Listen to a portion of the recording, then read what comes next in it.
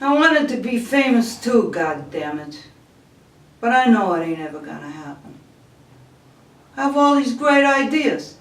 But come on, we all know it ain't ever gonna happen. Could use the money too. Some cash, some gold, something. And I got talent, honest to God I do. But I was never even in a goddamn play. Nothing. What do you expect? I went to Herbert Hoover's school. You talk about Hooverville. No plays, no band, no choir, nothing. I had a really bad kindergarten teacher. She destroyed me for life. And it's because of her that I'm not famous. We all hated her. Well, those of us that didn't get gold stars on our worksheet and get to stand up in front of the class to show everybody how fucking brilliant we were. Yeah. Her name was Miss Peacock, but we called her Miss Peapot. So she changed her name to Miss Kathleen. Well, she ruined me, whatever her goddamn name was those fucking worksheets.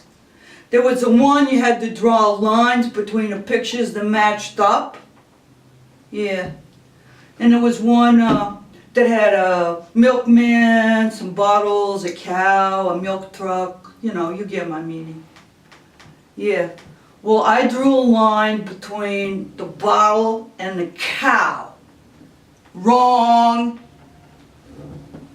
The milk bottle was supposed to go to the milkman, I guess. I'll never know. But I figured it this way. What was the milkman gonna do with a fucking empty bottle? It had to go to the cow first, right, to get the milk? No gold star for me.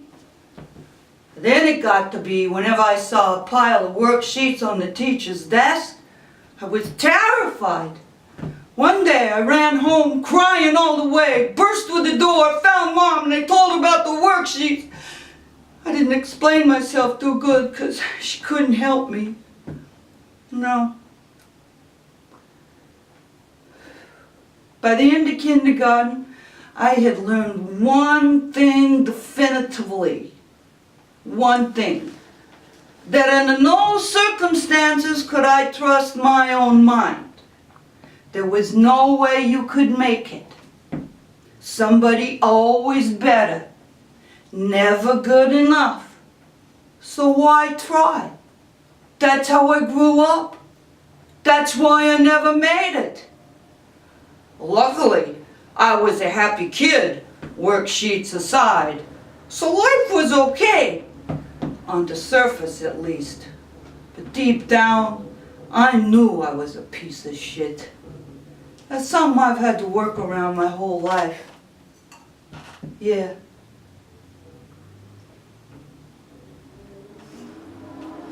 So I have this fascination, well, okay. Obsession for the Peaky Blinders. The 4 Shelby brothers, gangsters, in Birmingham, England, back in the 1910s. Yeah. Stephen Knight, this guy, turns out his uncles were the real Peaky Blinders. Well, he's a screenwriter, Stephen Knight, and he wrote a Netflix series on them, and he called it Peaky Blinders. Now, Thomas Shelby, he's not the oldest brother, but he's the one with brains. He's my man. Yeah. He's dangerous. He's gorgeous. He's bad. And you want to smoke and drink with him and say fuck all the time, which I do anyway, so hanging out with Tommy Shelby would come quite naturally. But Peaky Blinders, it's a relentlessly violent movie, and I hate violent movies. I avoid violent movies. The other night, I binge-watched for 6 hours. I had to take a long night walk to shake off all that whiskey and violence. Damn, I loved it. I'm done watching the series, but I'm good, because I'm going to watch it over, you know, to to get a deeper understanding of the plot. Yeah, sure.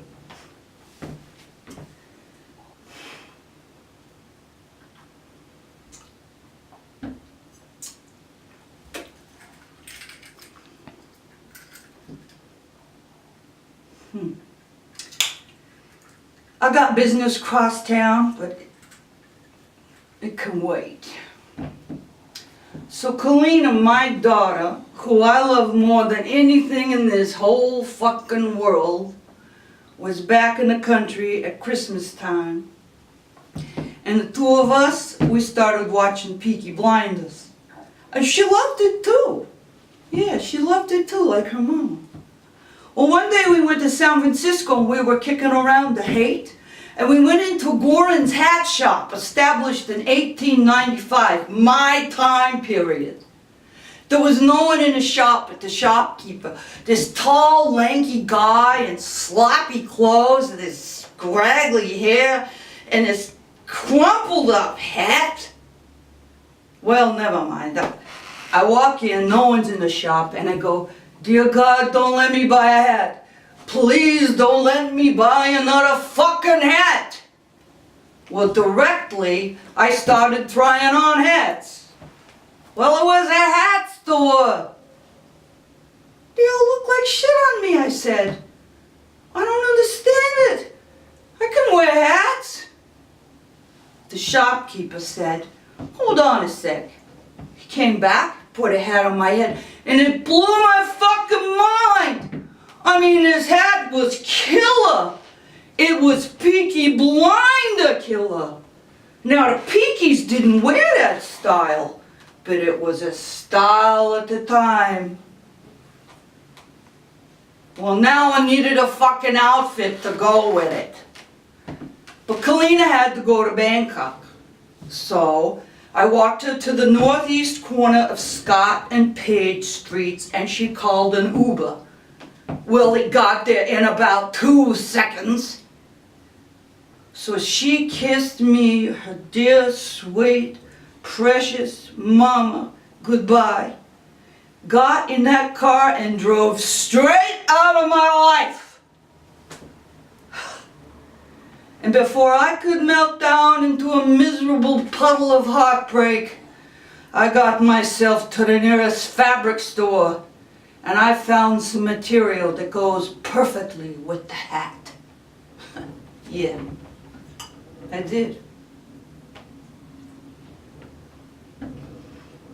I got back home and I thought, well, before you start sewing, why don't you find out who this Killian, well, I didn't know it was Killian at the time. Why don't you find out who this Tommy Shelby person is? Who's this Tommy Shelby person in real life? I brought up a bunch of YouTubes on him, about 45 minutes. Turns out he's Killian Murphy, an Irish guy from County Cork. Yeah. At first I was thrilled and delighted. And then gradually a change came over me and I began to sink. I mean, the guy's insanely talented and handsome. Married long term.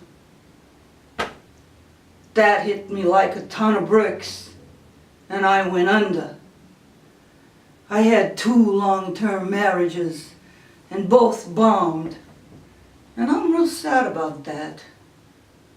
I started feeling real shitty about my life and the whole failure of the kindergarten thing.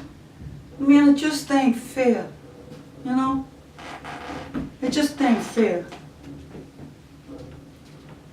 I was feeling kind of shaky, so I thought I'd better get up and do something else.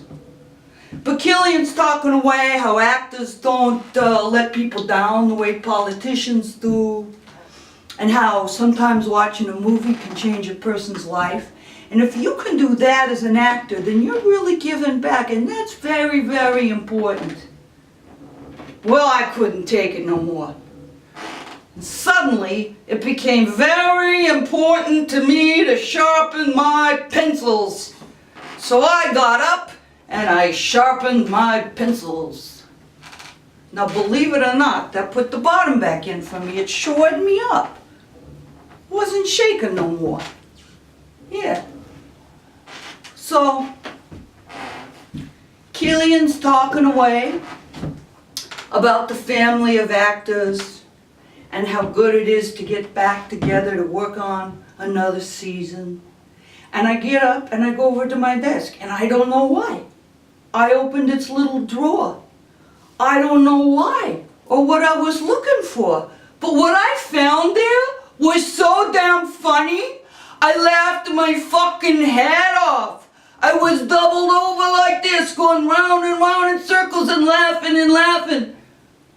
My poor little Buddha, my 1-inch carving of Buddha, was clamped in the jaws of my staple remover. His arms were stretched overhead as if reaching out for help.